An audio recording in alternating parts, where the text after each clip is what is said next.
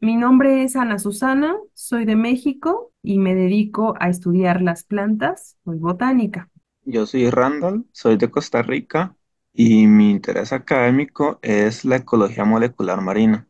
Mi nombre es Elizabeth, soy de Ecuador, estudiante de biología y mi interés es la botánica. Y bueno, nosotros les vamos a presentar el día de hoy este proyecto que se titula Invasión de la planta Leonotis nepetifolia en Mesoamérica. Y bueno, cabe señalar que la biodiversidad a nivel mundial pues está bajo una constante amenaza, generalmente por diferentes factores, desde la degradación, la fragmentación y destrucción de ecosistemas por parte de actividades antropocéntricas, por la sobreexplotación de especies, más actualmente por el cambio climático y propagación de enfermedades, pero también una amenaza muy importante es la introducción de especies exóticas. Esta en particular es la segunda amenaza más importante, causante particularmente de la reducción de un importante número de especies a nivel mundial y pues bueno, esto implica que sea una de las amenazas más sobresalientes. Y además que estas especies invasoras pueden contribuir a generar una inestabilidad económica y social, a deteriorar recursos naturales y también los servicios que nos proveen los ecosistemas. Pero, ¿quién es Leonotis nepetifolia? Es una planta perteneciente a la familia Lamiaceae. Es una planta invasora originaria de África que ha sido introducida como ornamental a diferentes regiones del mundo. Se ha reportado como invasora en América, Asia y Oceanía, y también se ha reportado que es capaz de desplazar especies nativas, ya que tiene una gran capacidad de formar poblaciones grandes y densas en estos sitios donde llega a invadir. Y además representa otra amenaza porque es hospedera de virus que pueden ocasionar enfermedades a, por ejemplo, cultivos de importancia económica. Asimismo, se ha documentado su presencia en países como México. En este país en particular, esta vistosidad de sus flores, que generalmente son muy grandes y coloridas, hace que se potencie su uso como una planta ornamental, pero también se le atribuyen propiedades medicinales y melíferas. Entonces, algunos estudios mencionan que además está asociada a encontrarla con sitios de perturbación antropogénica, desde terrenos de cultivo, senderos en bosques, a la orilla de los arroyos e inclusive en vertederos de basura.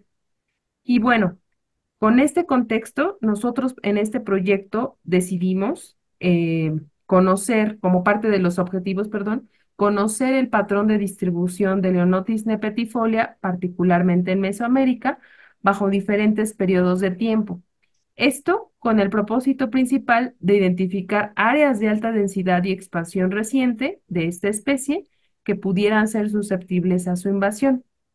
Para esto, para poder cumplir estos objetivos, utilizamos las herramientas de ciencias de datos que vimos en clase, como Pandas y GeoPandas, las cuales han mostrado ser bastante útiles para este tipo de estudios, o también el uso de otras librerías importantes, por ejemplo, aquellas que incluyen Matplotlib y bueno, porque además esta librería en particular ya ha sido previamente utilizada en estudios relacionados con plantas invasoras para observar particularmente las distancias genéticas de distintas poblaciones de especies.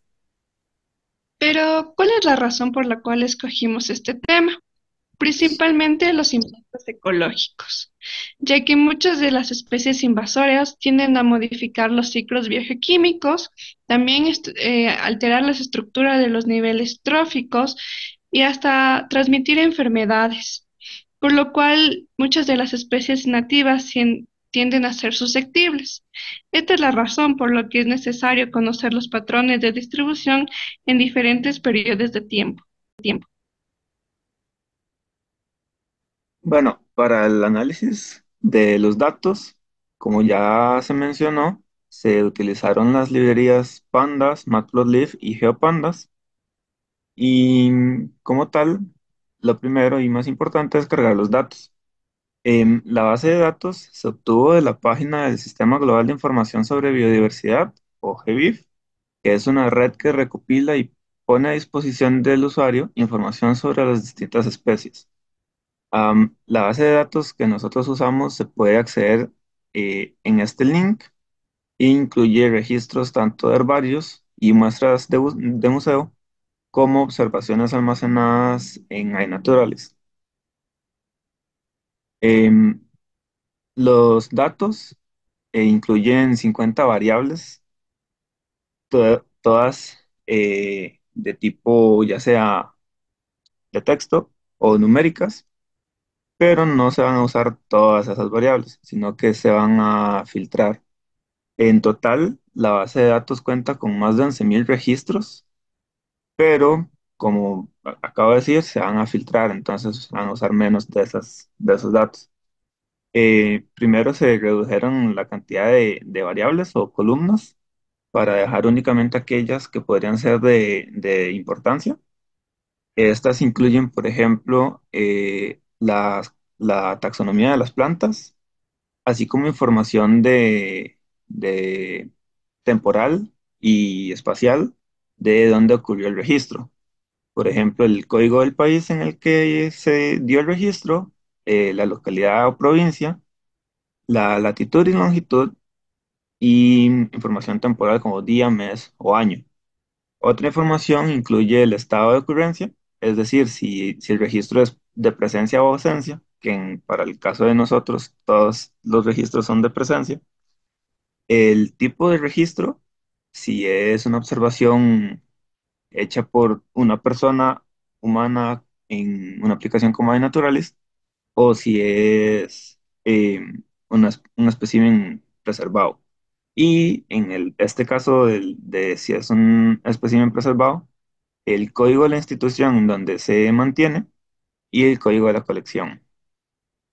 También se eliminaron duplicados, en este caso duplicados que tuvieran el mismo dato, ya sea en latitud o en longitud.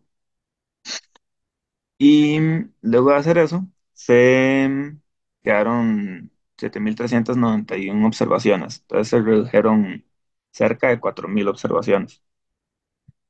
Pero la base de datos se va a reducir aún más porque, como se mencionaba en el título, se trabajó en Mesoamérica. Entonces se van a filtrar únicamente los países que pertenecen a esta región.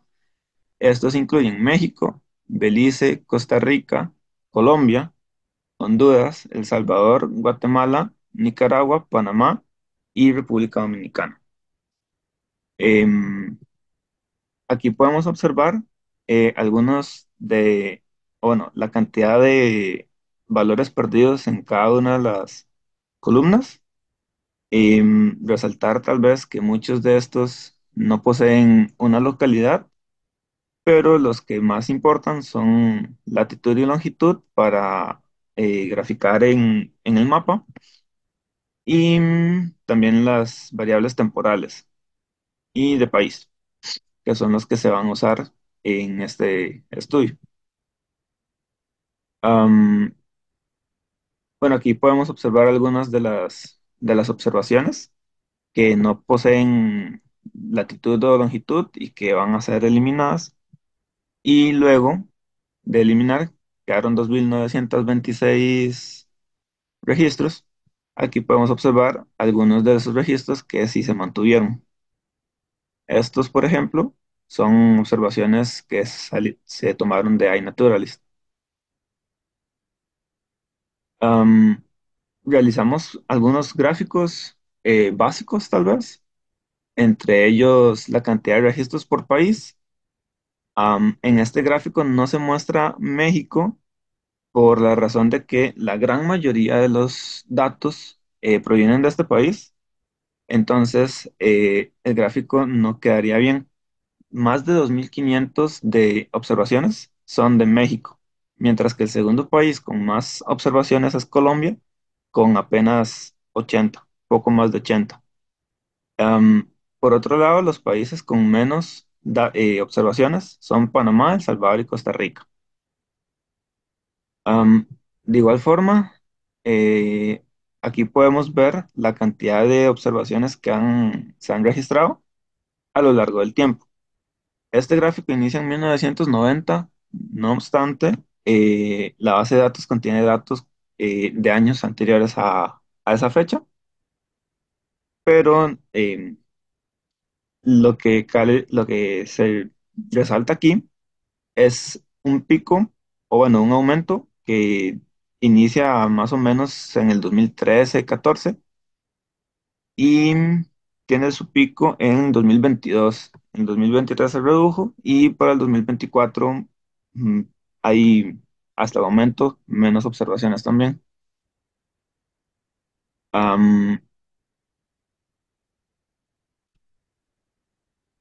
otro, ay, perdón, otro gráfico que tenemos es justamente el de cuántas de estos registros son o pertenecen a un museo o herbario en forma de espécimen preservado o son observaciones hechas por iNaturalist. Todas estas que dicen observación humana son registros de iNaturalist. Y de nuevo podemos resaltar cómo esta aplicación contribuye con una gran parte de los datos disponibles en GBIF.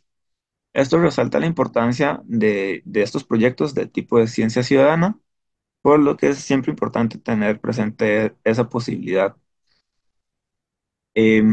Por último, la graficación de los mapas.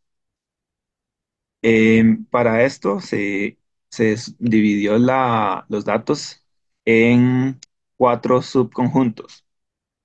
Uno, que incluye datos de la década del 80, de 1980 hasta 1989, de la década de los 90, de la década del 2000 y del 2010 en adelante. Entonces hay cuatro subconjuntos. El primer gráfico muestra la distribución de los registros en la década de 1980 y la mayoría de los registros, como ya se sabía, está en México, mientras que en algunos países como Guatemala, Belice, Costa Rica y Panamá no hay ningún registro. En la década de los 90 el patrón es muy similar, solo se agrega un, un registro o un punto en Guatemala. Y cabe resaltar que en República Dominicana no hay ningún registro, a pesar de que en la década anterior sí habían varios. Para los años 2000, la cantidad de registros también está reducida, se ve muy reducida. Y de nuevo, ni Guatemala, Belice, Honduras o El Salvador tienen registros, tampoco Panamá. La mayoría de nuevo se ubican en México, pero en general la cantidad de registros es reducida. Y esto ocurre justamente antes de que haya una explosión de observaciones. De nuevo, la gran mayoría está en México. Hay muchos registros en México, pero para 2013 en adelante ya hay observaciones en todo lado, básicamente, excepto Belice. Y bueno, a manera de conclusión de este proyecto, podemos observar que del total de registros de Leonotis nepetifolia que se descargaron de GBIF, que fueron más de 11.500 registros, al realizar un primer filtro de información, particularmente con ayuda de pandas, eliminando las coordenadas duplicadas, se redujo a alrededor de 36% de los datos. Por lo tanto, este tipo de herramientas de ciencias de datos nos van a facilitar el manejo, la revisión y la limpieza de grandes bases de datos sobre biodiversidad, como los que empleamos para este proyecto. Otra de las conclusiones es que de la región mesoamericana que analizamos, el país con un mayor número de registros en las diferentes décadas que se analizaron fue México, seguido de Colombia y Nicaragua, mientras que el país con un menor número de registros fue Panamá. Por otra parte, a partir del año 2010 hasta la actualidad, se pudo concluir que hubo una mayor densidad de registros en México, Guatemala, El Salvador, Honduras, Nicaragua, Panamá, Colombia y República Dominicana. Eso se podría decir que se debe a que hubo un mayor esfuerzo de muestreo. Por otra parte, también se menciona que Belice no hubo mayor número de registros. Esto se debe a que no hubo un mayor esfuerzo de muestreo y a su vez que no hubo condiciones ambientales adecuadas para el establecimiento de esta planta invasora.